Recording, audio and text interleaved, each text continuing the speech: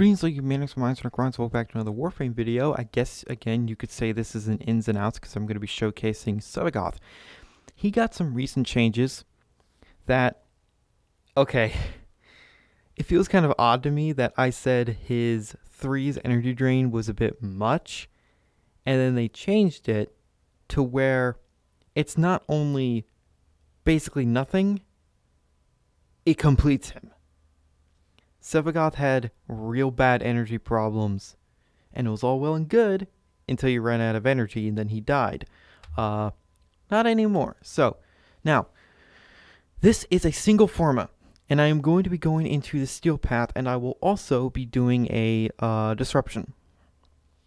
More specifically on Lua, because the Corpus have different abilities other than the Grineer. The Grineer really don't have anything, so I think they're a better showcase. By the way, you don't need 1,000 forma into Sevagoth. I only put 4. And the one forma was here, which was an aura forma. And the other 3 were in the Shadow's Claws. That's all you need. So do not sweat that you cannot, you have to have, all these polarities to make him incredible. You don't need that, okay? You don't. So 150% power strength seems like a bit low, right? But honestly, 52% slow is more than enough. You don't need to slow the enemies to a crawl. You can, but look at that energy drain. That's outstanding. That's what I'm talking about. Max efficiency is definitely a very good thing to do on Sevagoth. Also, when it maxes out energy drain when there's 10 enemies, and 10 enemies don't last very long when they're near Sevagoth. Let me tell you that. And usually they'll drop energy orbs. So this is amazing. Everything else on him has not changed. This still does life force, true damage, does damage, and this is still a good debuff. 75% damage vulnerability is quite a lot, but the most important thing to know about Sevagoth, efficiency is incredible. Now, if you are completely fine with lower efficiency, then you can just do Blind Rage. I know it's not maxed out, but you probably don't want to max it out anyway. And then this will go to 3.78 energy per second when there are 10 enemies in there. And you'll get 60% enemy slow, and all your other abilities will be a bit stronger. But honestly, I just use Transient Fortitude. Duration doesn't seem to really matter too much on him, unless you're really building for his 1 and 2. The Shadow, I have not put any forma into it, because it doesn't need to change. Also, I need to... There we go. That looks much better. Doesn't need anything other than health, armor, a touch of efficiency, and strength. And honestly, this amount of strength is kind of overkill. It's just a thing. So anyway, I'm mostly going to be using my Zaw Hammer with Exodia Hunt because it works extraordinarily well with Sevagoth. You'll see why. Anyway, we're going to go into Steel Path Sedna, and then I shall do a normal disruption. By the way, arbitrations, because it's right there, and I was going to talk about it anyway. Sevagoth is good in arbitrations, but drones are, of course, the big problem because they negate his slow. So watch out for drones, and if there's a large horde of enemies that are accompanied by a drone or two, you might want to back off a bit. But luckily, his Shadow can kill the drones with its claws. I think it's the only exalted thing that can actually kill those drones. Korra's Whip, no. And other things like that, which, to be fair, I think might get nerfed. And if it gets nerfed, I won't care too much. It'd be a bit annoying, but I won't care too much. I won't go up in arms about it. Anyway, Sevagoth is, oh man. With these changes, damn, he's a beast. I mean, he already was pretty freaking good, but now the fact that his energy doesn't, disappear is amazing. And also, this means that if you have gloom on other warframes through subsume, through the helmet system, the energy drain isn't going to be extreme anymore. That's awesome. Now, I don't think I'm going to put gloom on any of my frames because I don't want to have to farm another Sevagoth. I mean, I bought Sevagoth with Platinum, but I don't want to have to farm Sevagoth. And honestly, I don't really care enough to do it. No. Alright, sorry about that. I'm not dealing with the stalker right now. I don't know why he will not leave me the hell alone. So anyway, I turn that on. How much damage that does. And yeah, I can just pull the enemies into my little play zone. I mean, this isn't necessary because Exodia Hunt already crowd controls, but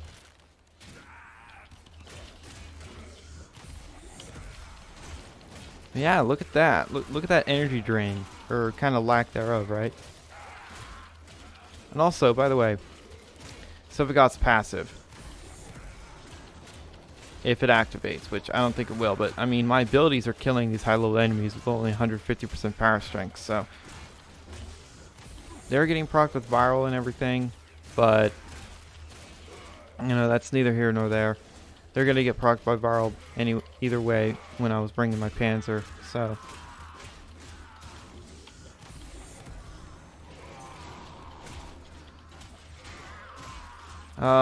can't wait for melee to actually be, something that's skillful or, just more reasonable because, yeah.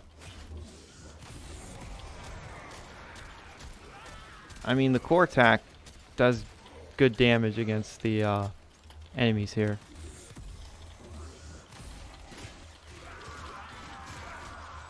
So yeah, this is obviously great, but, the real test will be the Acolyte. And hopefully, it's Torment, because he is relatively easy and not annoying. So, now of course, the only real issue is enemies that are not inside the radius. But I mean, the enemies inside the radius, you can see how slow they're moving. And that basically turns into damage reduction, because if you slow the enemies down, you slow their DPS down. Okay, I'm getting hit kind of hard here. Sevagoth doesn't exactly have the greatest survivability other than his 3, which is a bit of an issue, but whatever. He did get his armor increased, which, cool. I can't see shit. I'm just making mashed potatoes out of fucking Grenier.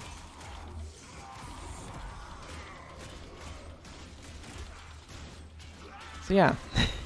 This is Sevagoth in the Steel Path. Like, no creativity, just use melee and smash. That's kind of it. I mean, that's a Steel Path in general, right? Guns are useless here? I mean, not really, but some people will have you believe it. And yeah, you can make your shadow go wherever you want. So I should probably showcase the shadow, right? And okay, let's do it.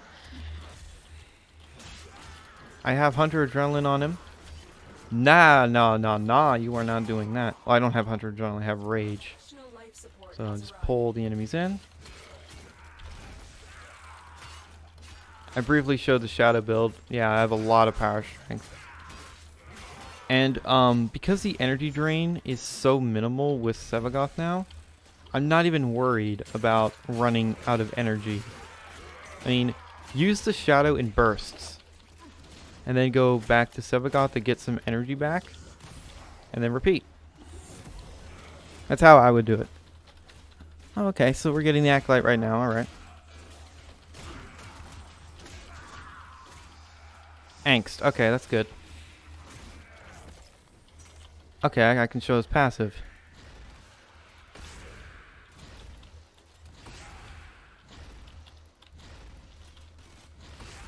Give me... There. But unfortunately, it turns off his abilities.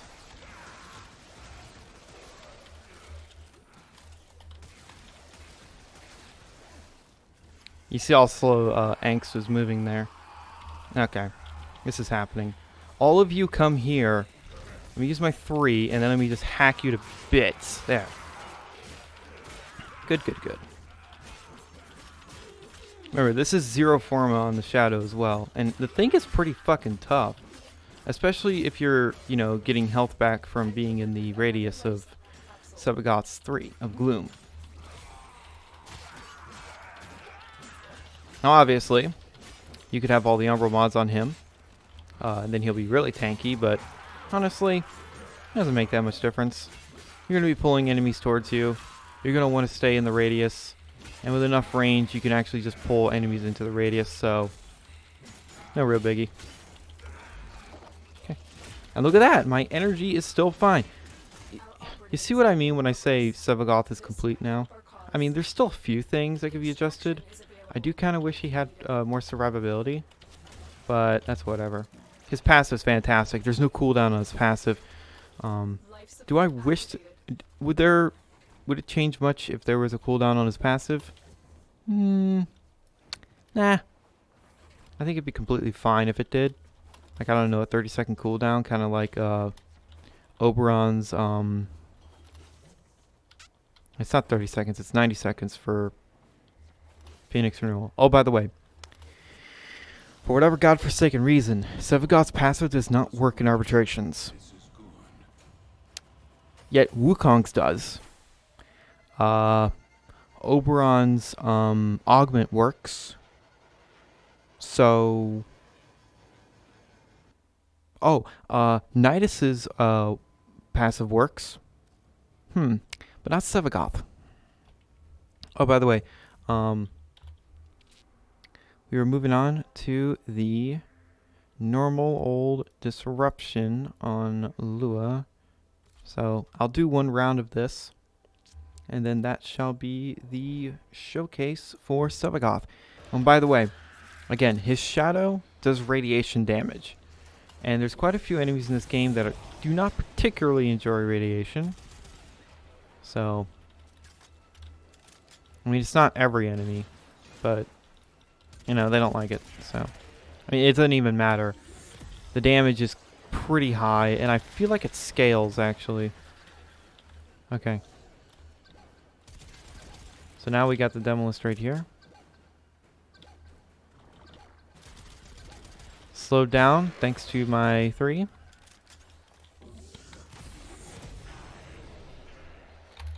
I kind of like that you have to ADS to make the shadow move different locations, because then you can just send it down a hallway and forget about it, and it'll affect all the enemies.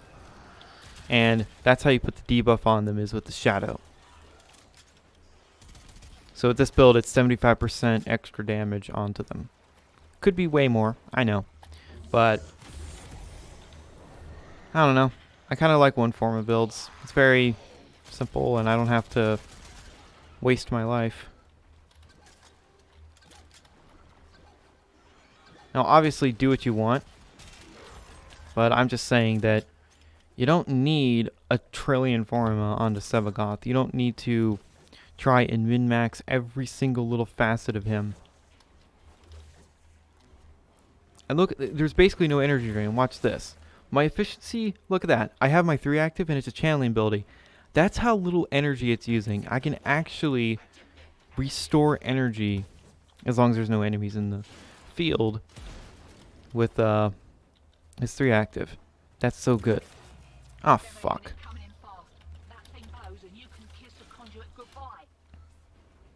Of course. Of course this would happen, right? Fucking energy drain. It's not so bad on frames that have damage reduction, like Nezha, but on Sevagoth, it's pretty brutal.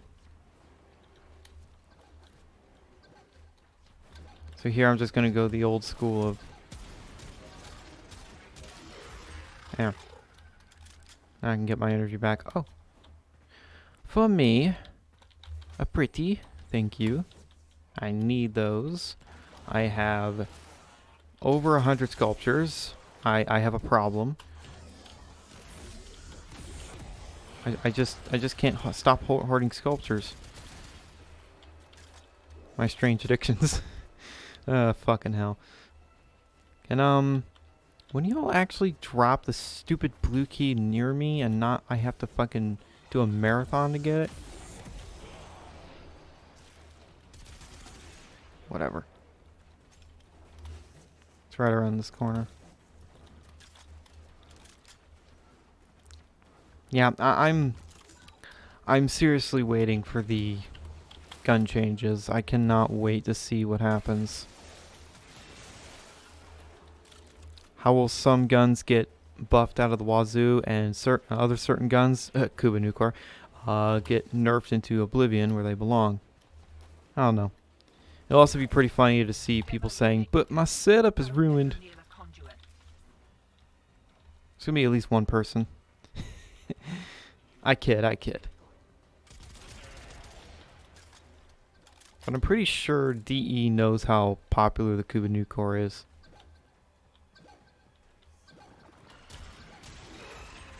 Yeah.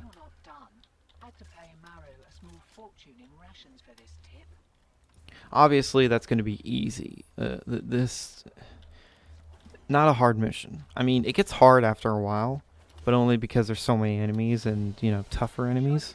But, you know, I think that's a good Sevagoth showcase. He's really, really good now. Like, how they changed the way his channeling ability works, how much energy it consumes, and the fact that it maxes out at 10, thank fuck, is great. That's fantastic. So, again, let me show you the builds for everything. So, first off, the main frame. All I did was an Warframe. I did put an X-list slot here. I might form him again and put something here, like, I don't know. I could put on, like, Cunning Drift or Power Drift or something like that. Vigilante Pursuit, you know, if I want to get rid of enemy radar instead. Although this as an aura is very nice because everybody gets it, so there's that. I like seeing where the enemies are, so I don't get bamboozled. Anyway, you can form him as much as you want, but honestly, it doesn't matter. And the reason I have Fleet and Expertise 1 from the top here is just for the duration, because this goes down to 84 with maxed, so, and this doesn't go up any higher than 175%. So, anyway. The Shadow itself is just built like this. Lots of power strength, good survivability with Arcane Grace and Arcane Guardian. Obviously, the no Forma. Obviously, I could put some Forma into it, and I can put full Umbral set on him and, you know, just shovel on the armor. But honestly, if you stay in Sevagoth's 3 zone and pull enemies in, you're fine. Because whatever damage you take is, 1, going to give you energy if you have Rage or Hunter Adrenaline, and 2, you're just going to heal it. So, 229% power strength is so unnecessary. By the way, let me quickly...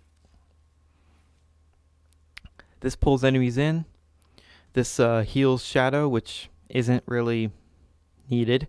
And this gives him damage vulnerability. 114% with this build. And then his claws are just your run-of-the-mill Condition Overload, Primed Reach, Heat Viral, meta crap. Honestly, Corrosive is going to do better against Grenier. It just will. But whatever. Melee is so powerful, you could build this thing for Magnetic and still go to level cap. You could have no mods on this thing except for Condition Overload and go to level cap. That's how broken Melee is, and these claws are really strong. You can't use Acolyte mods on it, though, so there's that. So, that's everything. Overall, right now, he's in such a good place. He doesn't need to change at all. I can't wait until I can get the alternate helmet. Be kind of cool. I'm not going to buy it. I want to just build it with, get the blueprint. Anyway, very good frame. He released in kind of a bumpy start, but you know, he found his footing.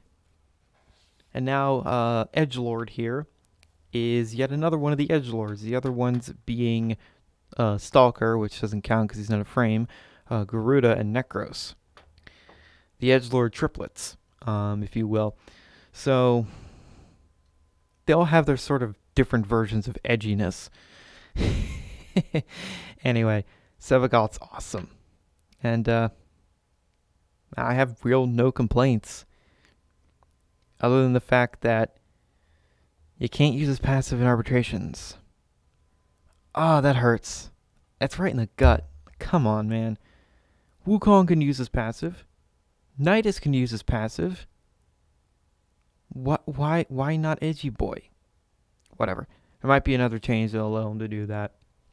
Anyway, thank you guys so much for watching, and remember, in Trilby, we trust.